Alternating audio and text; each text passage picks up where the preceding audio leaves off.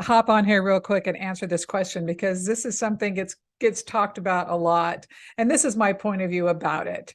That in the experience we're having now, the here and now, the 3D experience, I don't know too many people who don't choose their experience. Granted, sometimes we only have an A, B, and C option, and so we'll have to choose the best of those three options. Say you've done a crime and they say, well, it's probation, it's jail, or rehab. It's one of those three, right? You don't get an option D, none of the above, right? So there's certain things in life and in our creative process that are fixed, and some things that are completely free will. So many of you who know my reading style, I look at the blueprint, and we craft a blueprint before we arrive here. I mean, I don't know how else to say it. You can take my word for it or discover it for yourself. It's just obvious when I'm looking at someone's energy that they have created a schematic that they're going to be following in certain form. And this often determines what they're going to heal, what they're going to contribute, and what they want to evolve beyond in this lifetime. And that requires, and those are the goals, and everything else is the fill-in. That's the outline. And so do we choose our parents? Yes. Do we have more than one choice for parents or family? Yes. But when you match a certain family, not only with the karma, but the schematic of how we're trying to evolve ourselves, yes, maybe we choose family A rather than family B or C, right? Because we're trying to calculate and affect the most likely fulfillment of that agenda. And ultimately, the gig is expansion. We're trying to expand ourselves.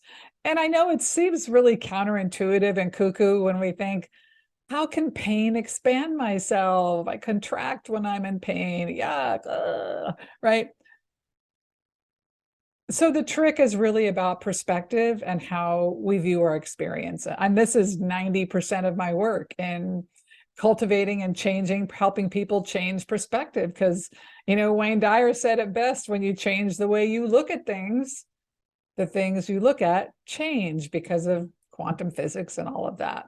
So back to the question, yes, we do select our parents because we feel they are going to be most efficient, not only for our soul's agenda, but we develop karmas with people. We get into these conflicts, we get into these kerfuffles, we get into these issues, and they don't become resolved. And in order for us to expand and continue to expand, we have to remove that intense energy from our own experience, because we're all connected. We don't feel like it at times, but we are. Everything we do affects everything else.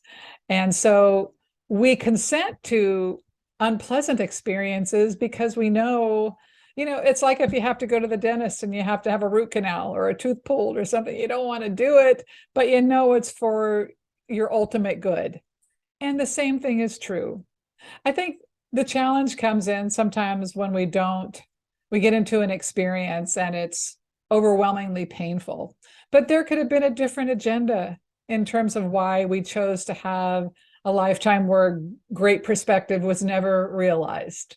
That no life is a waste, no experience is a waste. And then, of course, when we're out of this physical experience, we're returning to essence, where all the knowledge of the universe can come to us at that point. We can't house it in the context of this little body that we're tootling around in for such a short time on this planet.